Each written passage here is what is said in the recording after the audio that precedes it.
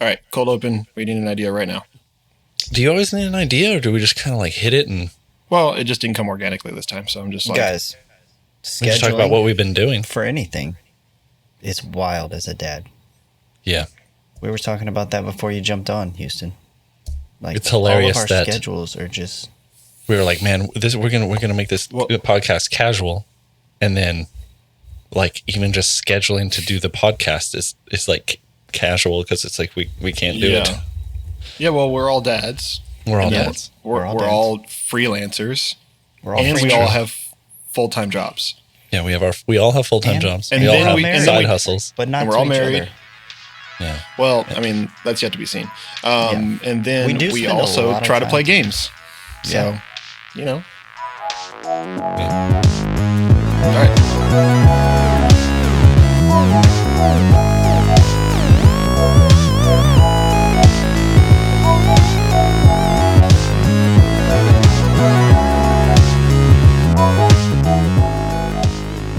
Hey, everybody, and welcome to Dad Casual, a podcast by full-time dads who happen to be casual gamers. Or is it casual gamers who just happen to be full-time dads? Anyway, I am your first dad, Houston Dragna. and I'm your second dad, Andy Bond.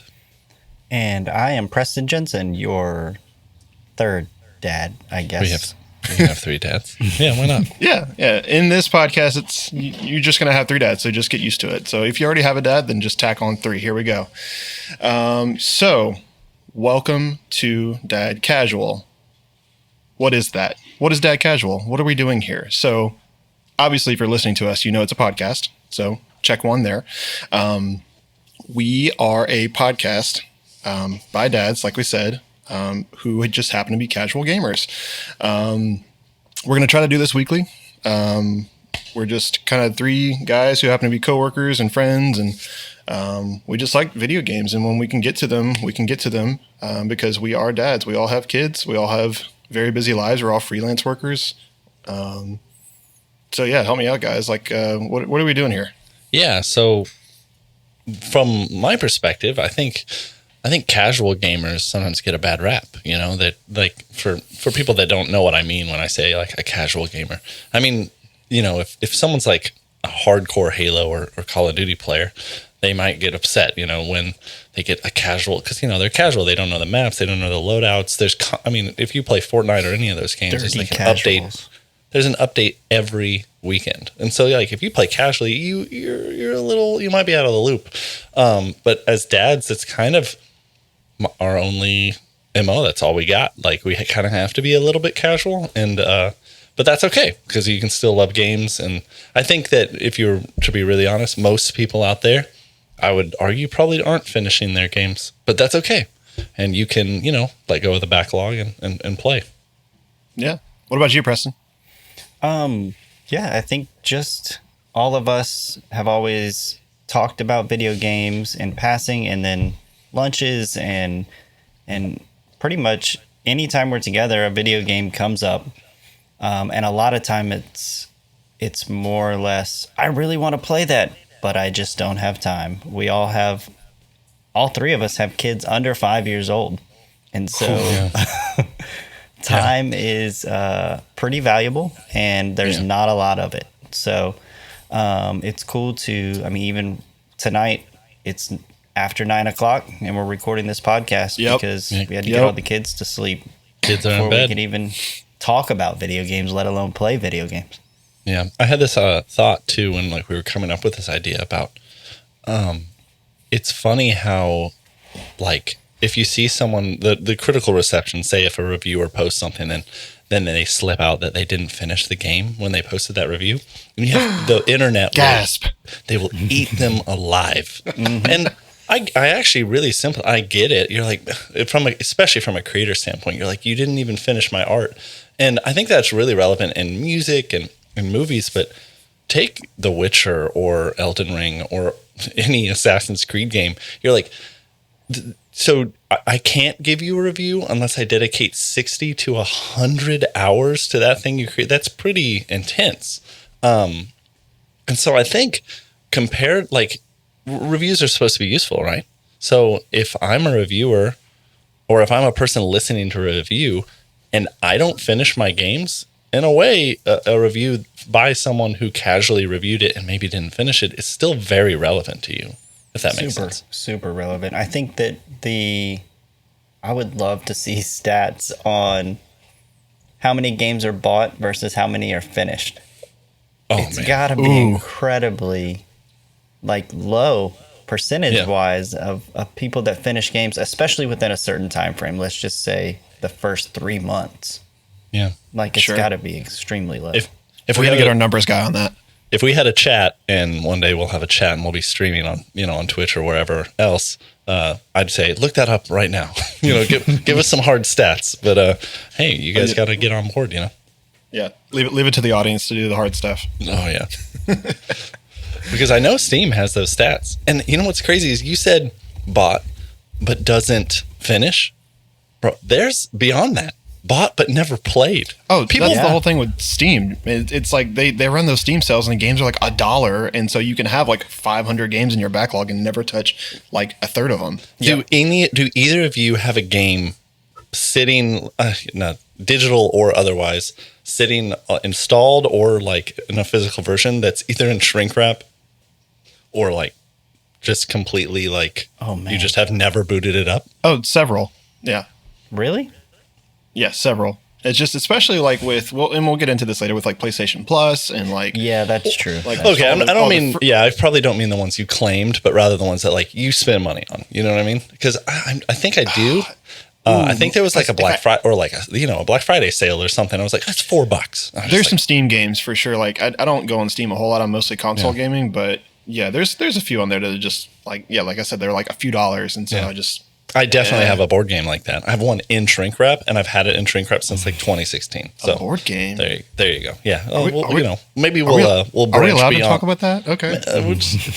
Little sneak peek into something I'm also into, but save that for when we grow.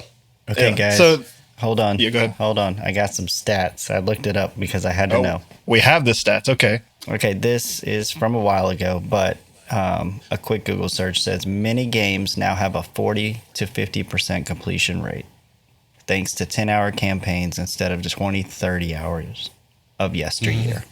Thanks, Call of Duty. That's crazy. That still feels higher than I would have expected. Yeah. Maybe I'm just being pessimistic, but I feel like the world. But yeah, that's true. Most games aren't 60 hours. They're probably 10, 15. That's probably average. Yeah, to get the full like value out of it at least. So I'm going to add one more thing. Industry experts estimate that a new game will only be completed by 10 to 20% of its players. Man. And that's a more recent study in 2020. So again, casual gaming, right? Like the idea is like, it's not a bad thing. That's most of us out here. And so what about the podcast for the rest of us? And that's why we're here. Yeah, and you'll see that as we kind of get into these episodes, that we will have our casual review sections for certain games. Like we're going to have one today. It's going to be super exciting. So let's get right into that. So today's episode, first inaugural episode. Thank you again so much for being here, for listening. If you ever hear this, you have our thanks. First item, Stray, the video game where you get to be a cat in the most realistic fashion of the sense of being a cat, not setting wise, but you can like scratch doors and like pull on the carpet and like get lost with like a bag on your head and stuff. It's hilarious. Anyway, spoiler. So we're going to review that. Yeah, I know, right? Big spoiler.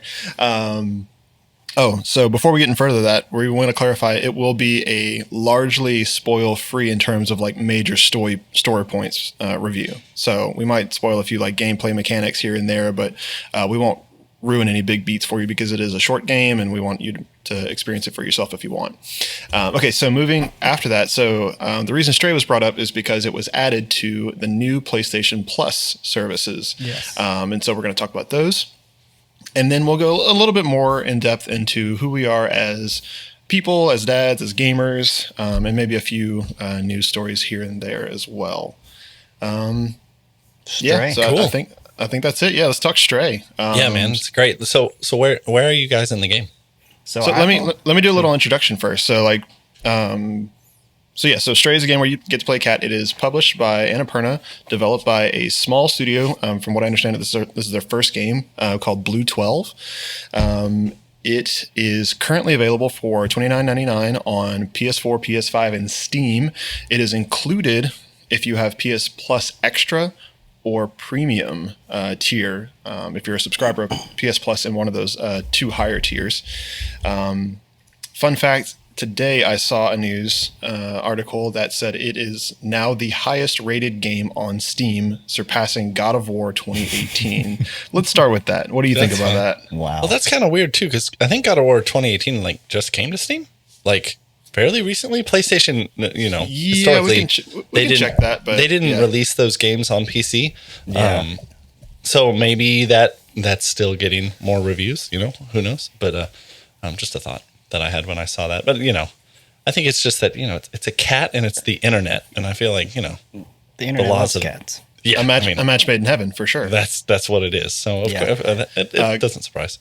God of War was released January of this year, just FYI, on Steam. Okay. So that makes sense. It's had 6 months, 7 months.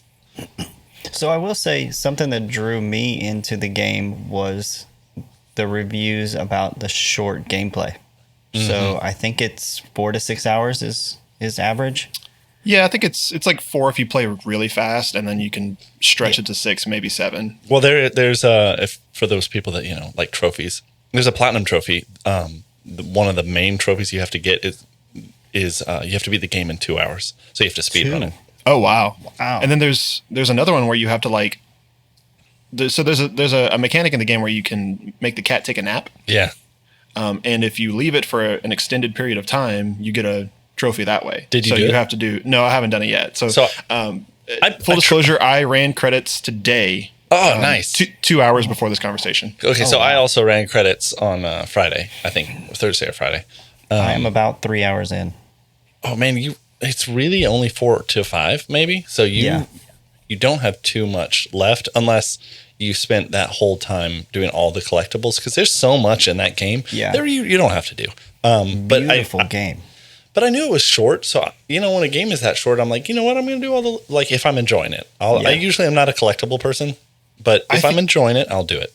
Yeah, I think you could, like Preston said, it's a gorgeous game. I think you could easily take 2 or 3 extra hours and just kind of like walk around, talk to all the NPCs, just enjoy the vistas, do all the nap spots, and whenever you do the nap action, it like kind of zooms the camera out into whatever environment you're in and kind of like makes this really peaceful vista that you can look at. And there's some really cool like lo-fi, sci-fi music going the whole time. It's really, really great. The music is great. Not only is great. Yeah. Not only is there like a mechanic to like, there's this guy like looking for music and you can bring it to him, like these music sheets.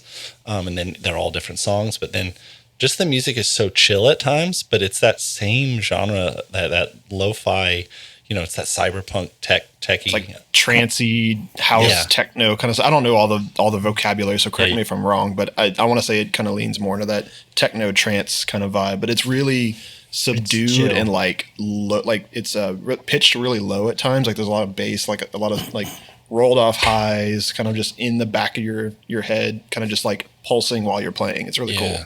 Cool. It builds up really well, though. It's very dynamic because there are some more tense parts of the game. Actually, this game got quite a bit darker than I would have expected to at points. And Preston, I don't know if you're at that part yet, but it gets kind of like gross and weird and dark and bleak for sure. Yeah, I haven't gotten that far yet, but I will say something that is beautiful about it is the way it directs you where to go. I haven't used any hints. I know with PlayStation 5 you can use the hints features. I don't think I've used that in any game yet, honestly. I go when I'm turn the PlayStation off. I'm like, oh yeah, I could have done that. I just but I also am like stubborn, so I'm like I'm not gonna use that. Yeah, but I'll press the meow button. Yeah, that's a blast. But I will say the lighting and without giving too much away helps direct you in a very, very subtle way. Yeah, I think we can say that and not be like a huge spoiler. Like, so if you've seen any previews, like that it's set in like this dystopian, like post end of the world cyberpunk city. It's all really gross, and there's like You're kind of in like a slums setting, so there's just like apartments upon apartments upon apartments with like tin roofs, and there's neon signs everywhere, and like air conditioning units that are broken that you can climb all over. But yeah, they use a lot of the lights and the neon and stuff to kind of like as the visual language to push you around the levels, and it's really well done. It's like it's loud colors, but it's also like subtle implementation. Yep. If that makes sense. So it's and like, not always there. Not always there. Yeah, that's true. Yeah, it's really cool. And so for me, this game was now that I've finished it. And I'm glad I got a chance to finish this game. And that will notoriously we're gonna review games, and I bet most of the time we won't have finished it. But this one, it's not too big, and I love that about like I was excited to do a short game because I kind of always have my. I play Fortnite, I play other games. Those are my multiplayer games. And then I have my long narrative story-driven games, which I love. But I liked this, I think really because of the story, man. Without like spoiling anything, I thought it was a really great story. It wasn't too complicated or like advanced. In fact, you might even call it a little predictable. But there are some character moments. So if you are confused, you're like, the characters, you're a cat, and what is there to interact with? Yeah, go through that. So for the most part, you interact with robots most of the time. So there's, but they're all sentient. So you walk around and there's these robots that are like sweeping, and it's like they're living lives. There's even like coffee shops and restaurants that they're like at, and as well as there are some different kinds of enemies and things and puzzles, and we can talk about the gameplay. But what's one of the weirdest things for me, this is probably one of my few negatives about the game, is it's like, how do you talk to these things? Like you have you even have this like robot, but how do you know like so you have like a little companion like almost the entire game, and it can somehow translate between cat language and robot language. Yeah, and how it knows the cat language is the part that I'm like, okay, it's the future, so maybe we figured out cat language. And yeah, but to clarify, you're not like some weird futuristic superpowered cat. Like you're just like a orange tabby cat.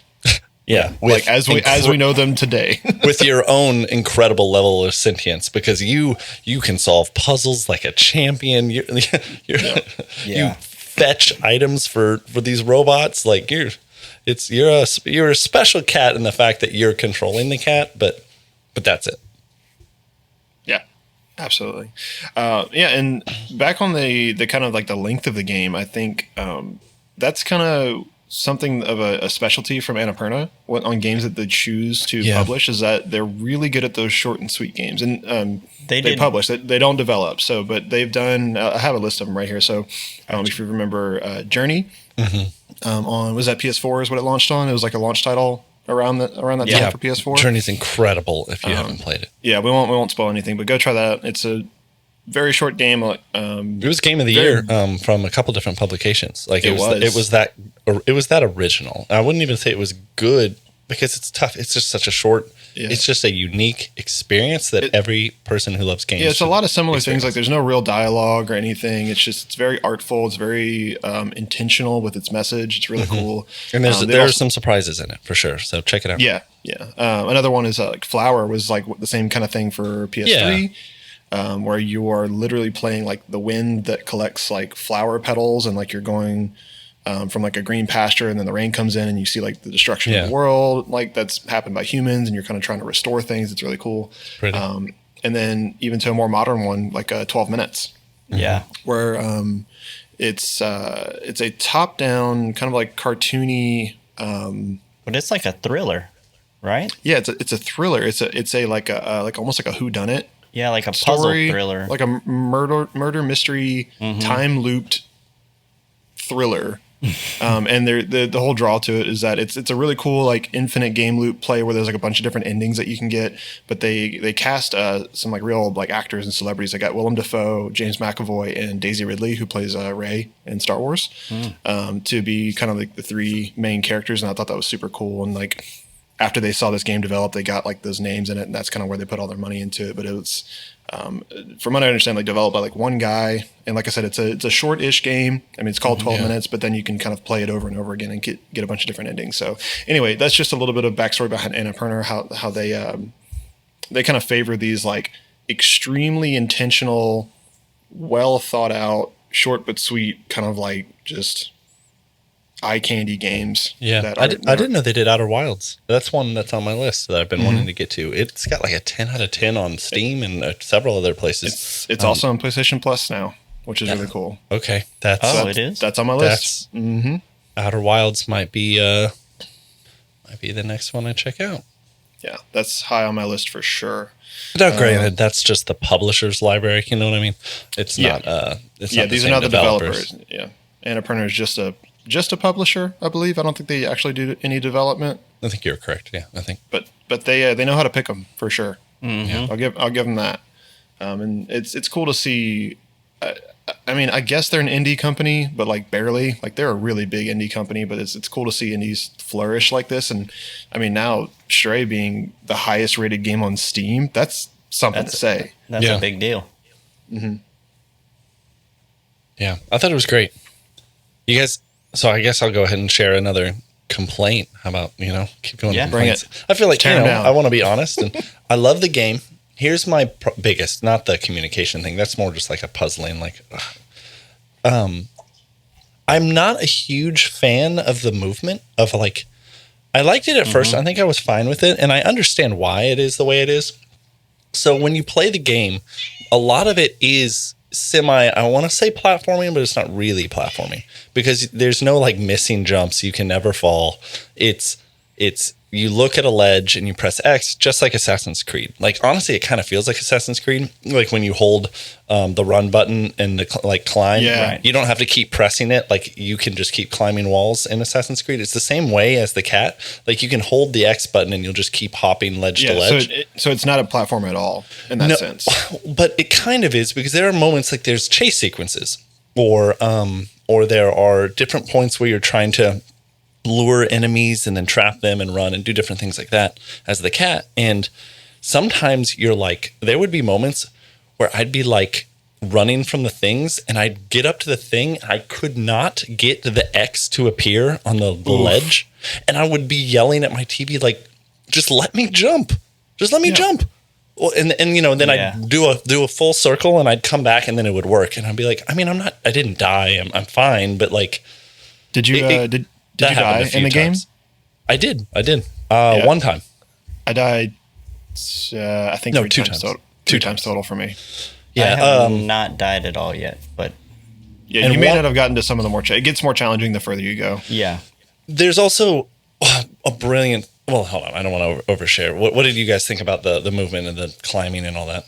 No, I agree. Yeah, I totally agree. I think it was very... Like, you had to be perfectly aligned before you could jump as well. Mm-hmm. So, yeah, that was kind of a...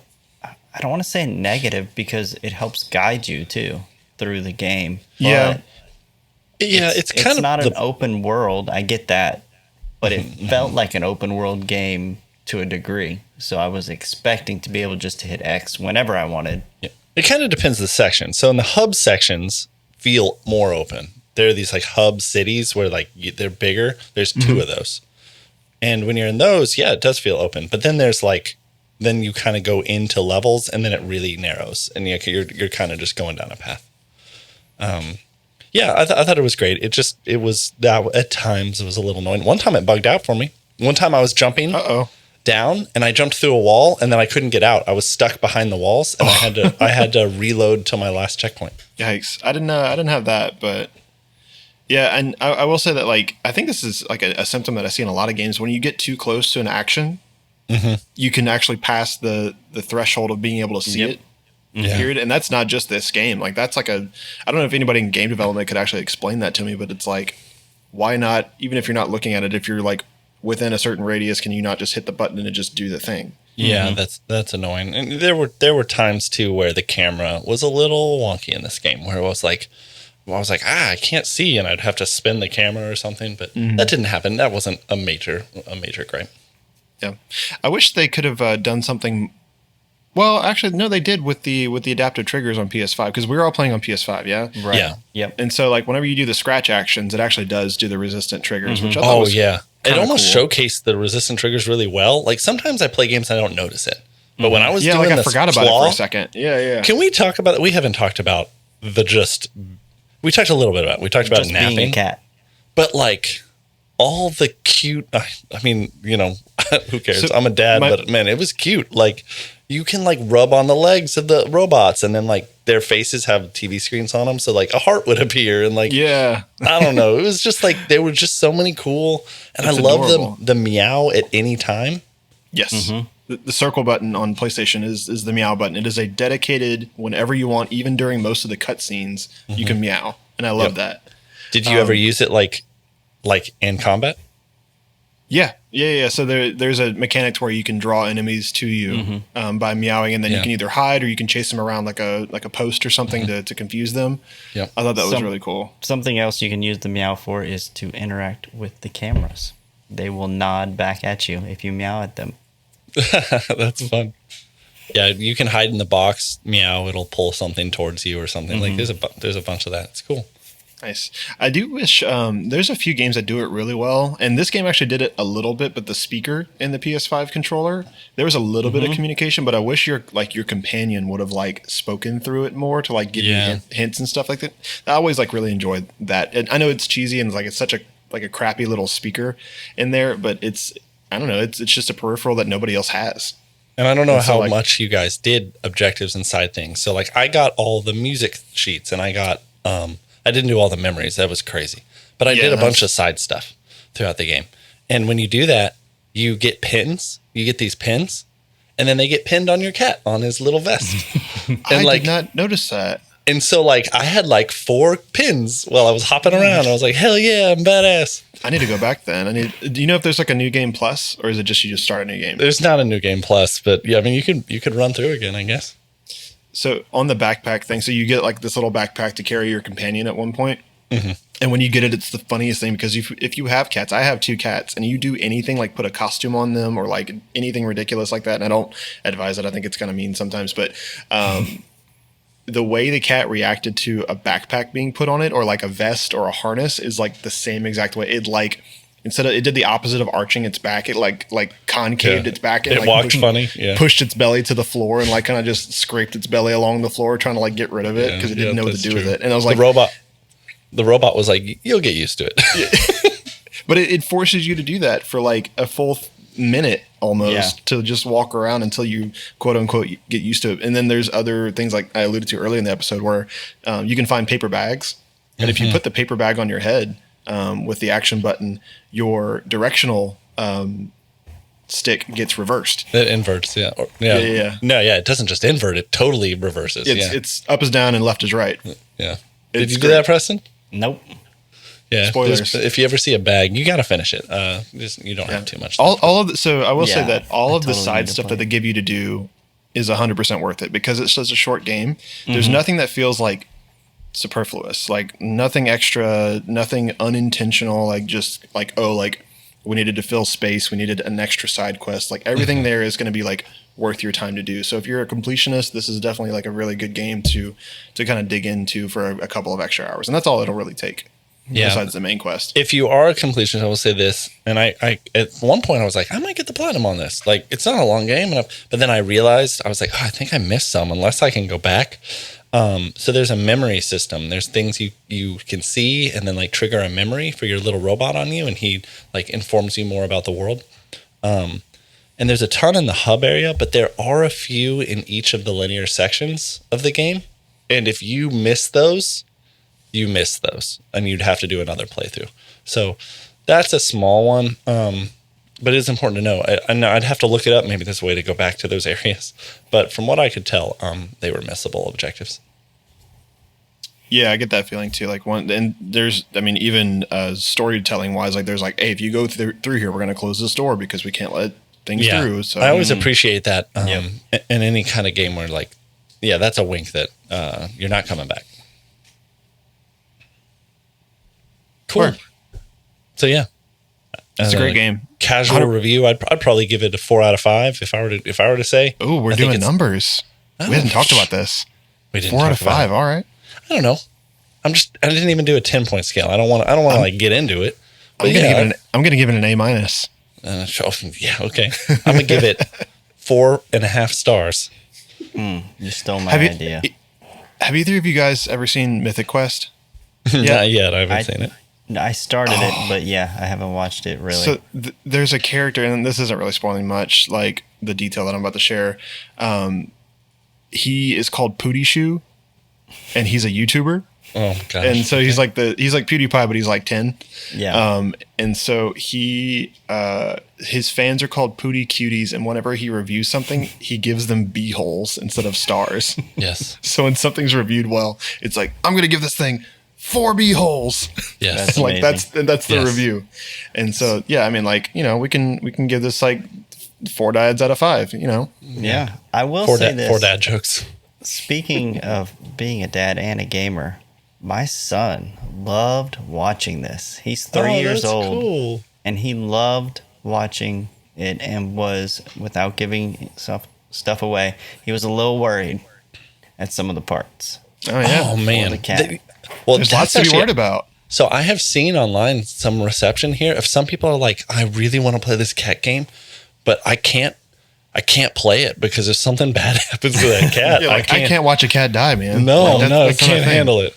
So like, yeah, without spoiling everything, I would say if that is your fear, and I'm not going to say anything in any specifics here, but I would say still play it. Yep. Yeah. Yeah, I don't want to say anything else. And, Go play it. It's great. and if you have PlayStation Plus, Oh man, I mean, it's what's the free. hurt, right? You just Yeah, give I it a mean, shot. just do So, it. I forgot. I really wanted to share this. So, if I were to give a parallel to this game of what this game, the gameplay and the vibe, there are so many times I was like, "This is The Last of Us." If you were a cat, I thought been that good. so many times. But like, you know, not the parts. Obviously, I'm not shooting guns with the cat, but there were so many, all the puzzles, man. There were just so many. Climb up here, push the a board down so that, you know, then your robot friend can climb up. And I'm like, that was Joel doing that for Ellie in The Last of Us. Yeah, it's and then like the theme, companion even survival. yeah, and even the theme of the game was, post-apocalyptic, right? Like, so it's so many times I was like, this is Joel and Ellie, but instead it's cat and a robot. Yeah, and the art looks just as good. Yeah, and So especially that. And there are like sections of the game that I'm like, whoa, this feels like a change of scenery. It was cool. Yeah. So I heard a great transition earlier from Preston. So we got this game because it's part of PlayStation Plus Extra and Premium. Yeah. Let's talk about that. So, for those of you who are not PlayStation users who have not taken part in PlayStation Plus, if you're an Xbox player, so PlayStation Plus is their subscription-based like online service. So it's what you use to play like multiplayer games online. And then if you are a member, you typically get 2 to 3 games every month added to your library. As long as you're subscribing, you can play these games. They're not they're chosen by PlayStation and these third parties. Most of the time, it's like 2 kind of okay games and then 1 like more decent one. It might be a little older, but it's still going to be pretty good. Like I think like this month was like Crash Bandicoot and like a couple of other games that were pretty cool. But what they did is they just introduced a tiered system. So it used to be you can pay for 1 tier and that's all you got. And then they had another service called PlayStation Now, which was for game streaming. So now they've changed both of those into PlayStation Plus. The first tier is called Essential. It's pretty much exactly what you have if you had PlayStation Plus previously. There is Extra, which is $5 a month more. So Essential is $9.99. Extra is $14.99 a month. And there's discounts if you like pay for 3 months at a time or annually. But now you get a lot of these like first and third party, like double AAA games from PlayStation, from third party developers that are very popular, that are very well received, that are a lot more modern. So like examples would be like Returnal is on there now, Demon Souls, Assassin's Creed Valhalla. This month they added Stray, Final Fantasy VII Remake, a ton more Assassin's Creed games. So there's a lot of value there just for $5 a month more. And so it's the same deal. You have these games as long as you're a subscriber. Premium So what this adds is not only more games in the form of a lot of like a back catalog of like PS3, PS2, and PS1 games. It also loops in a couple more things. PlayStation Now is essentially added to PlayStation Plus Premium, and you also get demos for brand new like first party titles, like select ones, like I think like WWE 22, Cyberpunk. There's some other like really cool ones. I mean, maybe you guys can rattle some off, but I mean, instead of like a Cyberpunk demo, was the biggest one for me, honestly. Oh yeah, you tried it. I wasn't gonna play it. I heard reviews, and Yeah. it's not necessarily my style of game by default. And Yeah, but you having like demos shooters. is amazing. You like, Yeah, but you do like open world shooters, though, right? Like you play Far Cry, you play GTA, like so. That's cool. I think that's a good branching out for you. I think, and it's pretty generous too. Like especially for us, for guys that are like talking about what an achievement it was to play a 5 to 6 hour game, having a 5-hour trial of a blockbuster title is a huge deal. I think. Yeah, Yep. and beyond that, I mean, just games for our kids and for it's. I mean, the obvious comparison here is Xbox Game Pass, obviously. I don't think PlayStation wants to compare it to that yet. I don't think they're ready for that. When you compared like the offerings of, especially particularly the day one launches.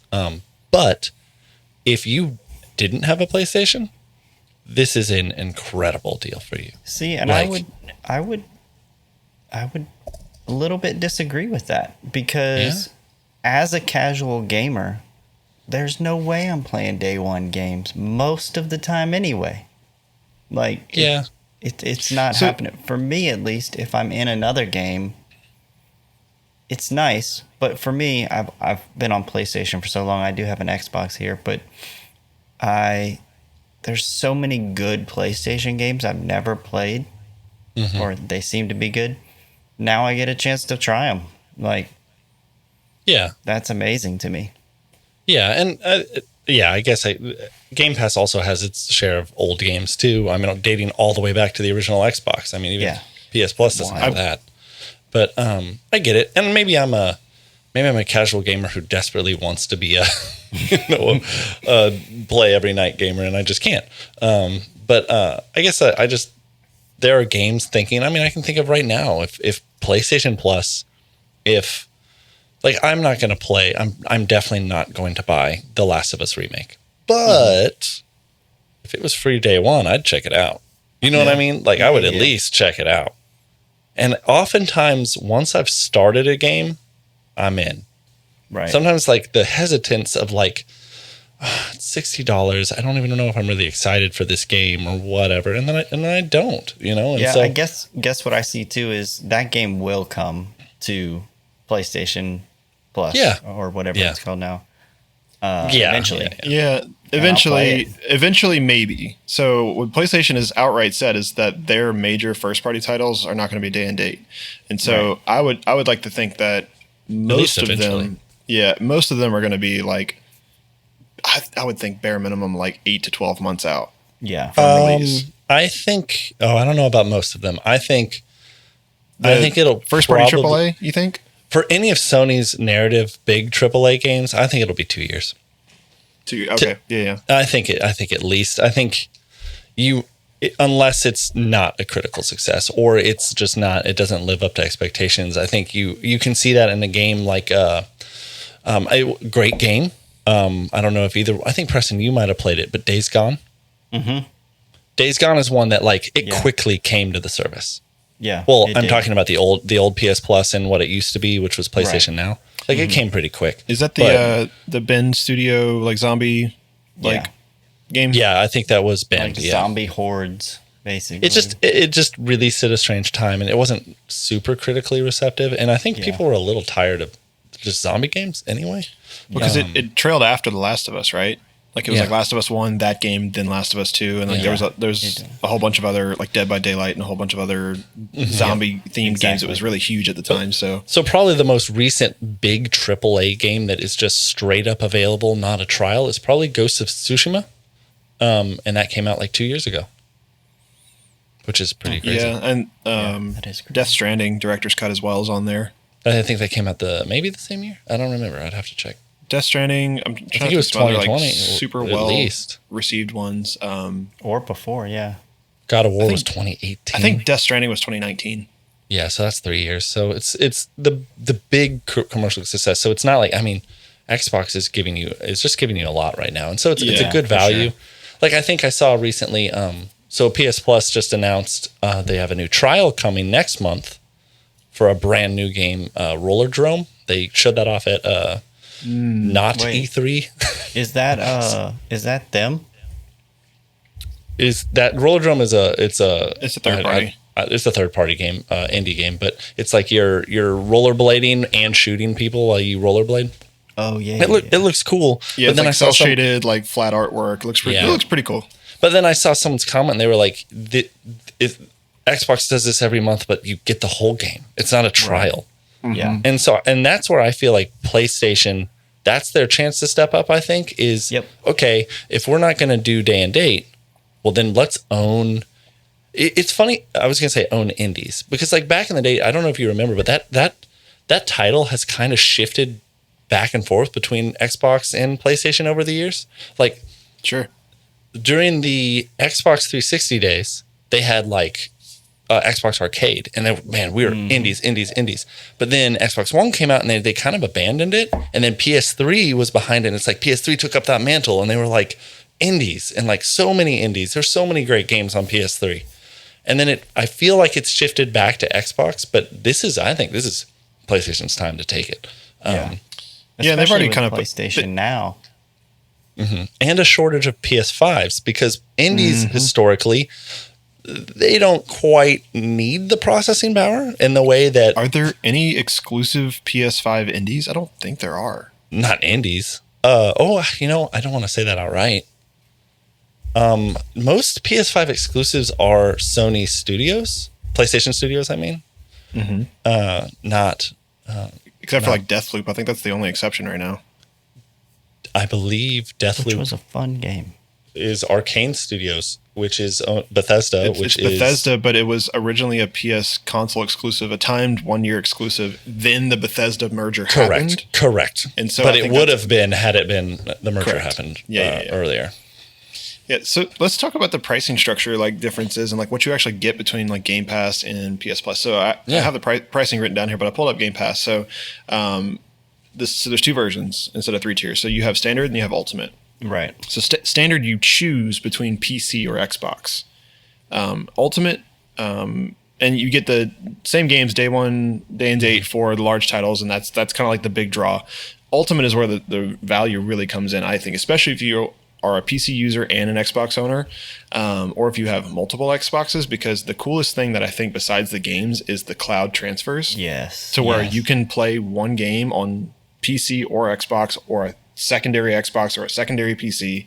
That's and cool. All of the you can That's have sick. one account that all of the saves sync to in the cloud, and you can literally put down a game on your PC and pick it up on Xbox as long as it's downloaded. And Or just stream keep- it on your laptop using And a lot of the time. titles you can stream, yeah. Yeah, That's which really PlayStation cool. has a bit of that, but They do, and they've been having it for a while. And Xboxes, I did it on my Mac computer a while back. It was funny. I was playing Halo on Game Pass on my Mac computer in a browser with a PlayStation 5 controller.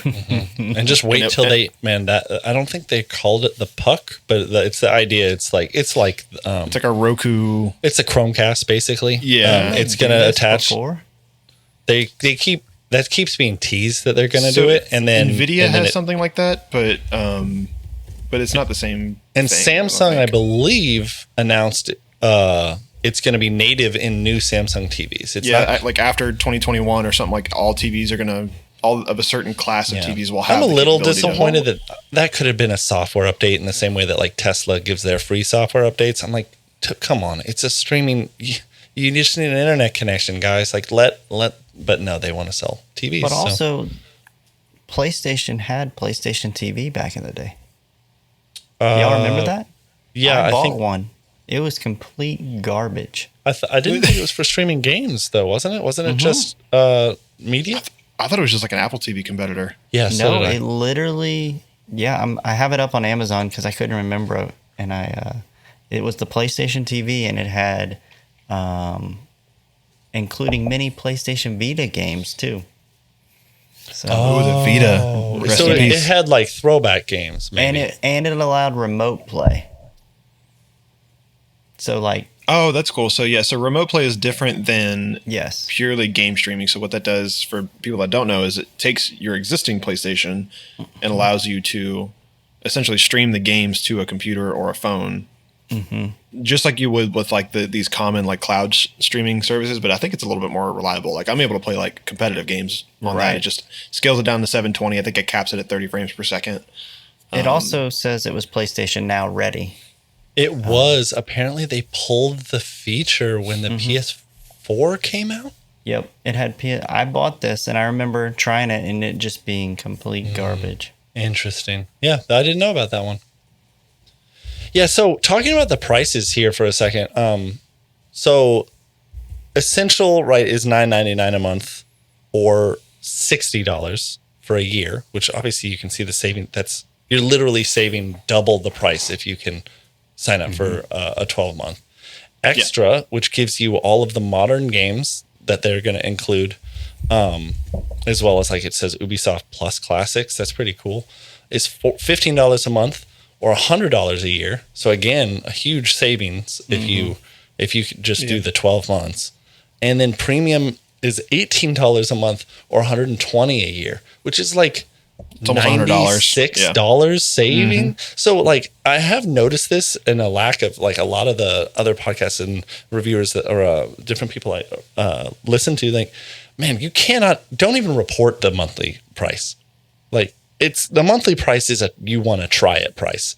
If you are actually serious that you want to do this, you got to do the 12 months. I mean, it's a no brainer.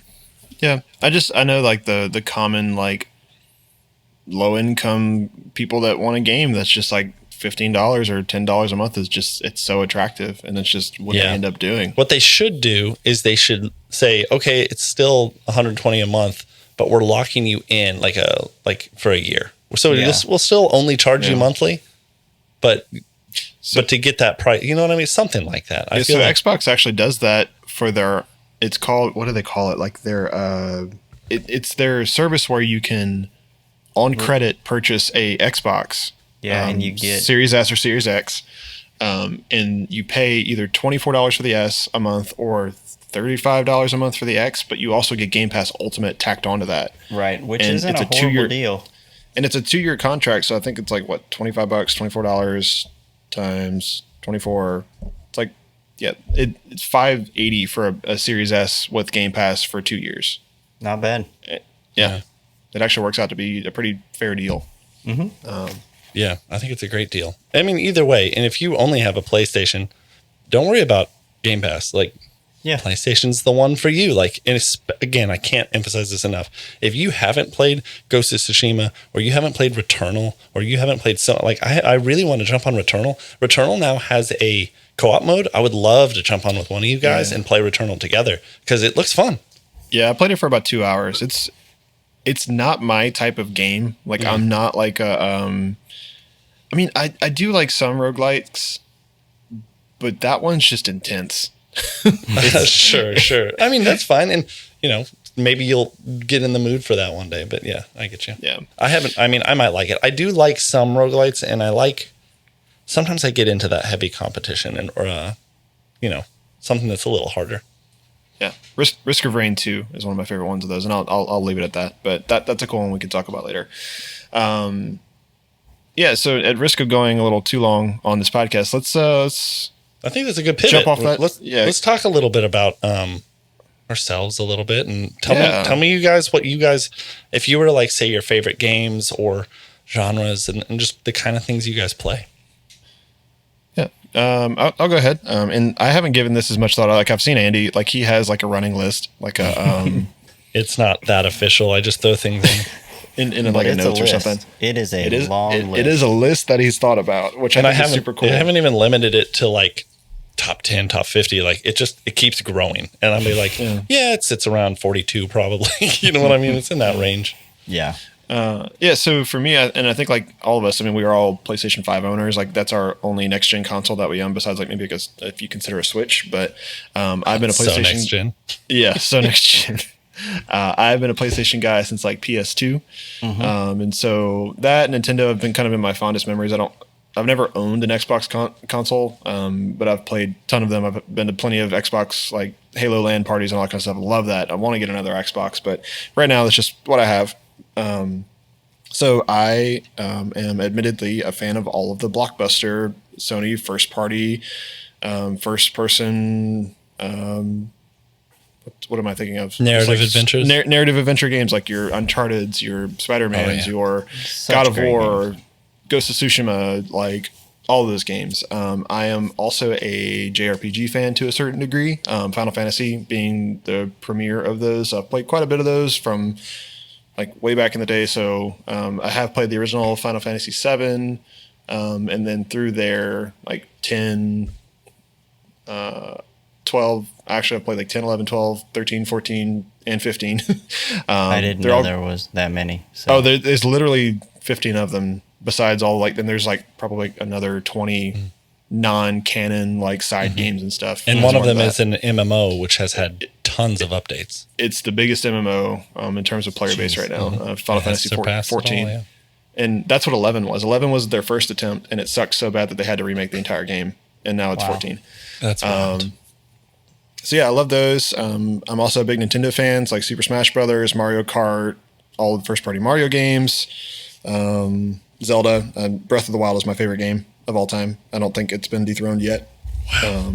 So yeah, that's just my comfort food game, and I can always go back to it. That's awesome. And I know that's the same statement for a lot of people. So yeah, I still say, Preston, you would like Zelda Breath of the Wild, even though I know fantasy as a genre is outside of your wheelhouse. Right. It's not even the genre. It just transcends everything with how thoughtful that game is. And there's almost no dialogue. Like you don't have to sit through like that part of fantasy if that's the part that turns you off. So it's just one of those things. And I know you like puzzle games. And oh man, it's one of the best. It's the perfect blend of adventure, action, puzzle, like freedom, open world. Like this is the first open world Zelda. Yeah, and I wasn't like a huge open world guy, but this one is exceptional. I've heard nothing but great things about it. So I need to try it out. Andy, you have it, right? Yeah. I have it as well. On disc too, so I could just hand it to you. So Houston, before you're done, what are you playing right now, or what are you about to play if you're done with Stray? Yeah, so I just finished Stray today. So I was playing that. I'm currently going through a few more titles on PS Plus Extra now. Nice. That's the tier that I have. So I started Valhalla, Assassin's Creed Valhalla. Nice. I started it. I didn't get too far. I'm also was playing this earlier today. The South Park game, The Stick of Truth, that's on there. Incredible game. Oh, both. So I hadn't played The Stick of Truth. I started with The Fractured But Whole. Mm-hmm. I haven't played that one. Incredible. It's a so they're similarly themed, but they're different game styles. So The Fractured But Whole is a tactics game, which are occasionally very, very fun. They can be kind of like a black hole for your brain power, but that one's a lot more casual. So that's why I really like it. And it's South Park, and it's hilarious. And like it looks like you're playing a South Park episode. It looks amazing. It looks just Stick like of Truth is more of a turn-based RPG that there's no movement, like no tactics map movement. Correct. Yeah. It's exactly what you said. Turn-based RPG. And so like the Fractured But Whole is like fantasy themed, like Lord of the Rings kind of style fantasy. And then the Fractured But Whole is a superhero one. And so they're both kind of two sides of the same coin, same humor. Yeah. It's great. Hilarious. So those are very fun. And they're not super long either. They're probably like less than 20 hours each. Yeah. All right, Preston, how about you, man? What are your games? Man. Favorite games? Just what do you play? What do you find yourself? I think both. Probably GTA 5 is up there. I still can go back to it. And then the other one, and Andy, you know this. I think I started playing this 3 years ago. Oh, yeah. I was in the hospital with my wife, and she was about to bring my baby boy into the world, and I started playing Super Mario Maker on the Switch, and I play it pretty much every night before I go to sleep. Nice. I remember still like you're not the most like I would say you're probably last as far as like really being tuned into all the news and all the announcements. Yeah. But when Super Mario Maker 2 was announced, you were hyped. And I've never, I don't see you get that hype. I love seeing that. It was like they announced that you could slide now. And he was like, what? I was like, okay. It was so amazing. But I will say, games that I usually go back to besides Mario Maker, because that's going to be for me just an all-time. I think with the time that it came, it reminds me of my son, my family. So it's just a happy game for me. GTA 6 is kind of the complete opposite of that game. But that one, I honestly love all the WWE games. That is something I grew up with. Cool. On N64. Oh, throwback. PlayStations, all of them. It's just, I love it. And if anybody listening likes WWE games, we all know that the last years, I guess last decade, 2K19 was just garbage. They took a year off and now 20, or they took 21 off. I don't remember. I think they skipped 2 years. Yeah, it was not good. Yuke's the old developer they got rid of, and this was a new developer. So I think that's what changed things. So what about you, Andy? What are you playing? Well, what are you playing right now? Oh, right now Preston? I'm playing Stray. So I am in that right now. So I'm gonna. You think you're gonna finish it? I'm gonna try by the end of the week. I should be able to. I'm actually gonna be on vacation next week, so I'll have a little bit more time to play some games. Oh, are you gonna bring it? Yep. Oh, nice. That's something that I pro move. I think if I was doing a family vacation, I would bring it. I could see that. So it'd be good. That's cool. And then we play Fortnite every other night or so. Yeah, Fortnite is one of those. If the guys are on, we gonna play. I haven't touched Fortnite at all ever. Ever? I don't know why. Well, I mean, you've only missed. Well, hey, I've never played GTA. So there are some gaps here, and that's going to be a whole episode. I want to do a whole episode on like the gaming gaps we have, and that like everyone has, like anyone listening right now. So like right now, you can think of a game that your friends, if you said you didn't play, they would just like throw their hands up and be like, "What?" I think that'd be a fun topic. Yeah, that would be fun. After this, so we have a little scripted segment for I want to call it "You Gotta Play This." And so it's like right at the end of the episode, we're going to list one game for each of our two cohorts, other dads to. Do we have to play in the next week? No, I think just like over the next maybe like month or two, like just like talk about it. Put it in your schedule, and then when you've played it, you'll be like, okay, I like a month. That's cool. So so I grew up. I mean, I've always loved video games. Movies, TV, video games have just always been my favorite things in the world. And I think it's the story-driven games. I'm kind of like you, Houston, and same with you, Preston. I know like you like Uncharted and certain games like Last of Us, all the Naughty Dog games. But when I was a kid, my first console was in N64, and I just ate it alive. I lived, breathed Mario Kart, classic Mario 64. Like, I think that game changed what I thought a video game could be. Right. I still think Mario 64 is one of the best games ever made. One of the goats. It's just so good. Yeah, it is. And granted, I would argue like Mario Odyssey is probably a better game, but only because of the year it was developed. Like Mario 64 to be as good as it is for the year it was made is just incredible. And I think that Nintendo games across the board, as a publisher, not just as a console developer. Just I love Nintendo games. Yep. I saved up, got a Genesis when I was the same time. Didn't love that one as much, and even I understood Sega's downfall after a while, and then my dad surprised me with a PS2 when it came out, which is so weird because my dad hates video games, and I remember being shocked and. Like I played so many games there, and you know what's weird about it? The PS2 era is weird for me because I don't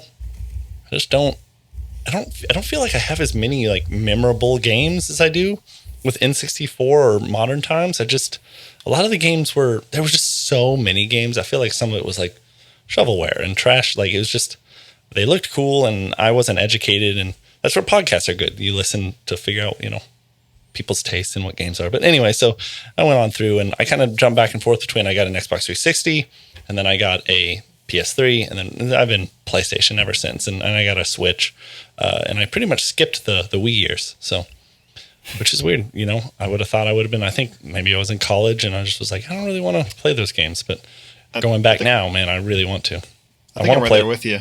I want to do that Twilight Princess remake and the Skyward Sword one. I've never played them.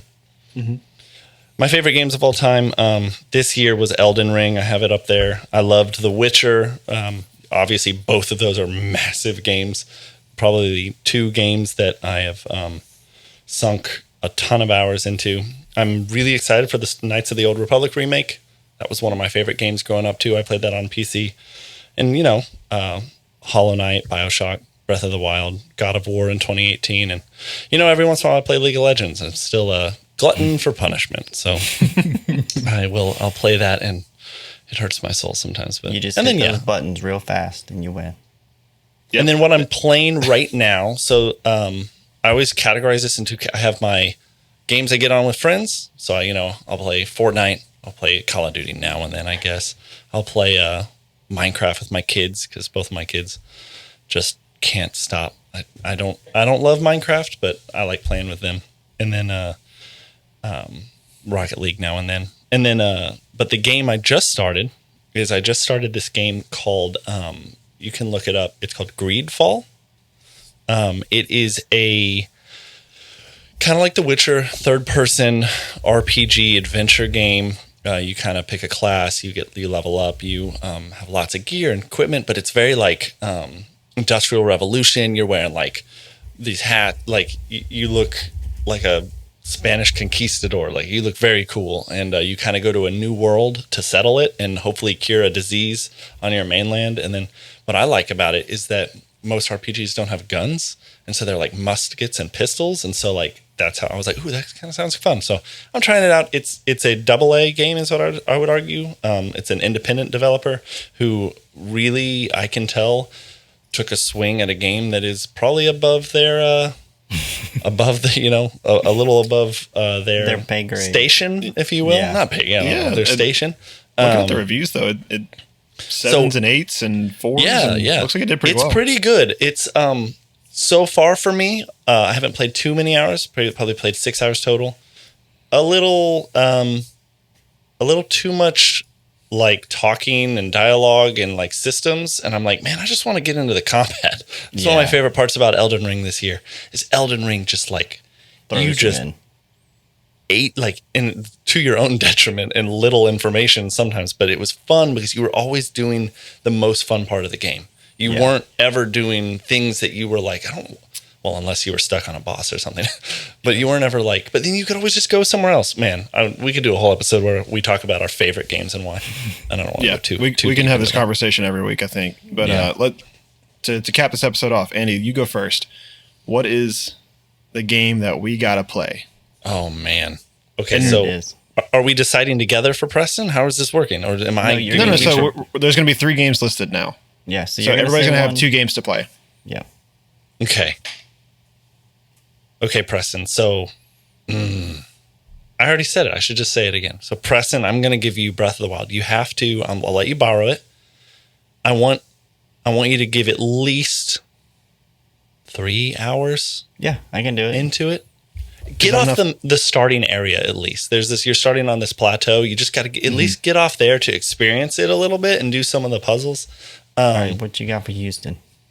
Houston, I don't know your gaps, man. What have you not played?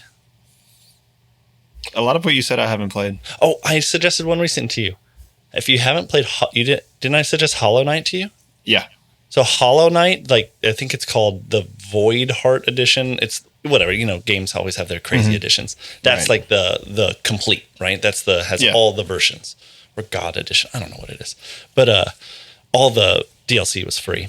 But you got to jump on that. Because I have the cartridge on Switch from a family member or something like that. So. Yeah, but it'll be even more beautiful on PS5, man. You should definitely give it a shot. It is a little difficult, but I think you can handle the challenge, and it's one of my favorite games of all time. Cool. Preston, what you got? Y'all both have to try a WWE game. It's free on PlayStation Plus right now. So is it? 2K22 there's a free trial. Oh, it's the 5-hour trial. Okay. Try it. It's 5 hours? Yeah. I think so. I think that's the standard PS5 baseline. game. Yeah. That's actually pretty long. All right, y'all can jump on. Y'all let me know when. So If is they there give- like a story mode or something? Like, what do you There play is a with story that? mode. There Okay. is. If they put like a game like Stray on 5-hour trial, I could finish that thing. Yep. All right, Houston.